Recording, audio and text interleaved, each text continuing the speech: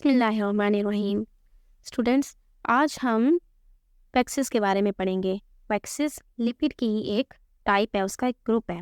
They are esters of long chain mono alcohol and long chain fatty acids. Wax का बिल्कुल structure आसान सा होता है। इसके अंदर लॉन्ग चेन होती है अल्कोहल की, लॉन्ग चेन होती है फैटी एसिड की। इन दोनों के दरमियान ईस्टर बॉन्ड बन जाता है और इस स्ट्रक्चर को कह दिया wax. These are simple lipid, simple होते हैं and found as protective coating on stem, stalks, leaves, petals, fruit skins, animal skin, fur and feathers. ये जो भी हमने सारे नाम पढ़े हैं, इन सब के ऊपर वैक्स की एक शीट मौजूद होती है, एक कोट होता है वैक्स का, जो प्रोटेक्टिव का काम करता होता है। यानी वो जो भी स्ट्रक्चर्स हैं, भले वो स्टेम है, स्टॉक्स भी होती है जो नरम डंडी होती है ग्रीन कलर की, या जो पत्ते वगैरह है, पेटल्स है, उनके ऊपर वैक्स की जो कवरिंग है वो उनको एटमॉस्फेयर के जो साइड इफ़ेक्ट्स है उनसे महफूज रखती है। These are water repellent and non reactive due to its non polar nature. ये नॉन पोलर होने की वजह से हाइड्रोफोबिक है, यानी वाटर के साथ कोई रिएक्शन नहीं। जैसे आप देखें ना, आपने घी लिया और उसको किसी सरफेस के ऊपर सारा मल दिया और उसके ऊपर पानी फेंके, तो आपको नज़र आएगा ना, आपको ऐसा महसूस होगा कि पानी नीचे तक नहीं गया, पानी वहाँ से ही वापस चला गया है और नीचे वाली जो चीज़ है वो पानी से महफूज रही है। तो ये भी वैसे ही काम करते होते हैं वैक्सेस, कि जो सरफेसेस है उनको महफूज रखती होती हैं पानी से भी और बाकी चीज़ों से भी। दीज आर केमिकली इनर्ट मतलब कोई रिएक्शन नहीं करती, बिल्कुल स्टेबल होती हैं। And resistant to atmospheric oxidation, यानी जो एटमॉस्फेयर में ऑक्सीजन मौजूद है उसके साथ ऑक्सीडेशन रिएक्शन का काम भी नहीं करती हैं, बिल्कुल स्टेबल होती हैं। There are two types of waxes. Waxes दो तरह की होती हैं, एक होती है नेचुरल जो कुदरती तौर पे दुनिया में पाई जाती हैं, और एक होती है सिंथेटिक जो खुद लेबॉर्ट्री में बनाई जाती हैं। नेचुरल में आता है लाइक बीज वैक्स, जो शहद की मक्खी वैक्स बनाती है। ये शहद की मक्खी जो वैक्स बनाती है उसको शहद नहीं समझ लीजिएगा, शहद और चीज़ होती है। And cutin form cuticle of leaves, जो पत्तों के ऊपर एक शीट होती है उसको कहते हैं क्यूटिकल। उस क्यूटिकल के अंदर क्यूटिन नामी एक वैक्स पाई जाती है। वो वाली वैक्स भी ये नेचुरल है मक्खी की, और ये जो लीव्स के ऊपर पाई जाती है क्यूटिन, ये नेचुरल वैक्सेस है। सिंथेटिक वैक्सेस जो लैब में बनाई जाती हैं वो पेट्रोलियम और पॉलीइथाइलीन इनसे निकाली जाती हैं, इनसे डिराइव की जाती हैं synthetic waxes. Waxes are of considerable commercial importance. Waxes की दुनिया में कमर्शियली बहुत अहमियत है, because they act as superior machine lubricant, क्योंकि ये मशीन में लुब्रिकेंट्स का काम करती हैं। मशीन के जो पुर्जे होते हैं जब वो आपस में बहुत ज़्यादा टकराते हैं, फ्रिक्शन होती है, हीट प्रोड्यूस होती है, तो अगर हम ऑयल वगैरह उनमें लगा दें तो उनमें फ्रिक्शन थोड़ी सी कम हो जाती है और वो स्मूथली मशीन जो होती है वो काम करती है, रन करती है, और जो मशीन है उसके जो पुर्जे हैं वो सॉफ्टली एक दूसरे के साथ टकराएं। तो इस वजह से वैक्स की बहुत ज़्यादा अहमियत है commercially. Sperm whales were the principal source of these waxes. और ये जो कमर्शियली इम्पोर्टेंस वाले वैक्सेस है ये लिए कहाँ से जाते हैं? स्पर्म वेल्स, स्पर्म वेल होती है, वहाँ से लिए जाते हैं।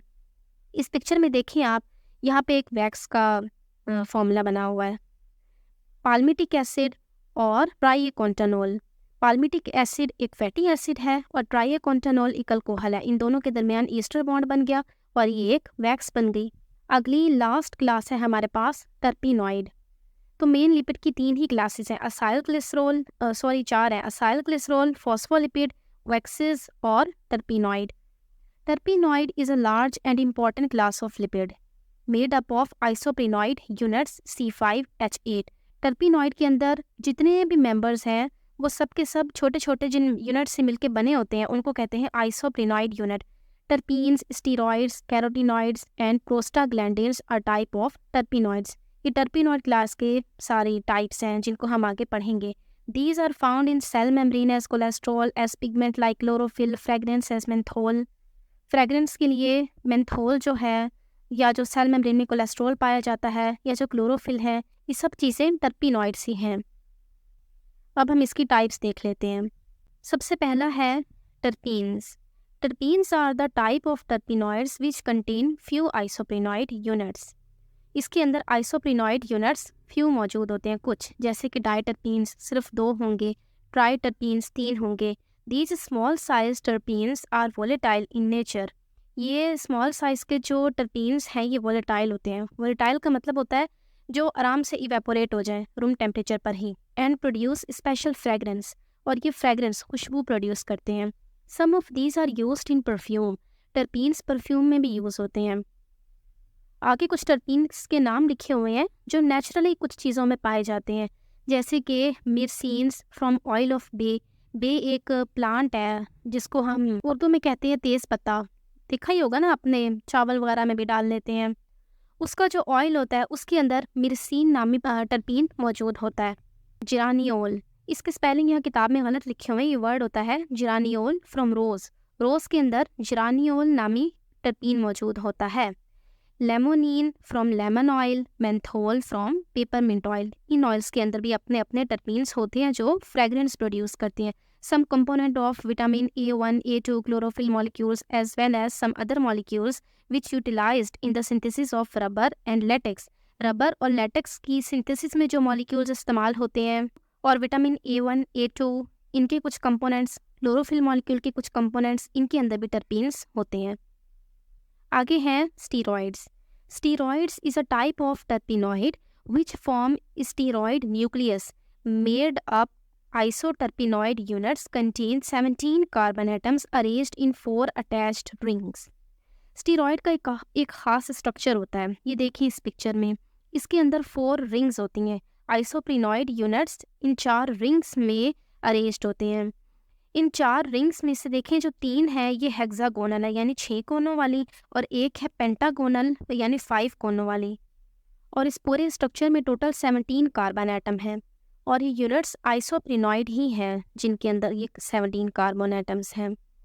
The radical attached with them as side chains, ये जो आपको नज़र आ रहे हैं पहली और आखिरी जो रिंग है इनके अंदर से जो निकल रहे हैं रेडिकल्स, ये डिस्टिंग्विश करते हैं फ्रॉम वन अनदर। जब एक लंबी सारी चेन बनी होगी स्टीरॉयड की तो हमें पता चलेगा ये एक दूसरे से सेपरेट इनके ज़रिए होंगे, अपने रेडिकल्स के ज़रिए। Cholesterol is one of the type of steroid. Cholesterol नाम भी आपने सुना हुआ है, ये एक टर्पिनॉइड है लेकिन टर्पिनॉइड की क्लास स्टीरॉइड में आता है। Cholesterol is the precursor for the synthesis of a number of steroids, यानी कई सारे स्टीरॉइड्स जैसे कि टेस्टोस्टेरोन, प्रोजेस्टेरोन, एस्ट्रोजन, ये तीनों हार्मोन्स हैं लेकिन स्टीरॉइड्स है, स्टीरॉइड क्लास से इनका ताल्लुक है। इन तीनों का प्रीकर्सर कोलेस्ट्रॉल है, यानी ये कोलेस्ट्रॉल से बनती हैं, पहले कोलेस्ट्रॉल बनता है फिर उनसे ये तीनों बनते हैं।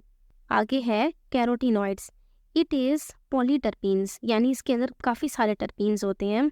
Consist of long chain of isoprenoid unit, जैसे इस पिक्चर में देखें लंबी सारी चेन होती है आइसोप्रिनॉइड यूनिट्स की, which contain isoprenoid rings at both और एट वन टर्मिनल, या तो दोनों एंड पे आइसोप्रिनॉइड रिंग्स मौजूद होंगी या सिर्फ एक एंड पे होगी। These compounds are pigments. Carotenoids pigments होते हैं जो कलर देने का काम करते हैं, red, orange, yellow, brown colour देते हैं प्लांट को। Some important carotenoids are plant pigment, जैसे कि प्लांट में जो पिगमेंट पाए जाते हैं क्लोरोफिल, साइटोक्रोम्स, फाइटोक्रोम्स, ये सारे कैरोटीनॉइड्स ही होते हैं। लेटेक्स और रबर, इनके अंदर भी कैरोटीनॉइड्स होते हैं। लास्ट है prostaglandins. Prostaglandin is a group of lipids made by mammalian tissues at the sites of tissues damage और इन्फेक्शन। जब कहीं टिश्यू डैमेज हो जाए या कोई इन्फेक्शन हो जाए तो जो मैलियन टिश्यूज होते हैं वो डैमेज वाली जगह पे ग्रुप ऑफ लिपिड्स बनाते हैं, उनको कहते होते हैं prostaglandins, that are involved in dealing with injury and illness, और ये इंजरी और इलनेस के साथ डील करते होते हैं prostaglandins. They control different physiological processes. Prostaglandins के आगे कुछ फंक्शंस लिखे हुए हैं, क्या क्या करते हैं। इन्फ्लेमेशन में ये रोल प्ले करते हैं। इन्फ्लेमेशन होता है जब कहीं चोट लग जाती है तो वहाँ जो जगह होती है वो फूल जाती है, सूजन आ जाती है, उसको कहते हैं inflammation. Intensity of sensation of pain, कितना पेन फील हो रहा है। Blood flow and formation of blood clots, जो खून वहाँ जम जाता है।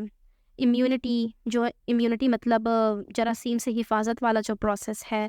And the induction of labour, induction of labour मतलब बच्चे की पैदाइश का प्रोसेस। इन सारे फिजियोलॉजिकल प्रोसेसेस में प्रोस्टाग्लैंडिन्स अपना रोल प्ले करती है, इनको कंट्रोल करती है। We use aspirin to reduce fever and decrease pain, ये हम लेते हैं पेन को कम करने के लिए, फीवर को कम करने के लिए।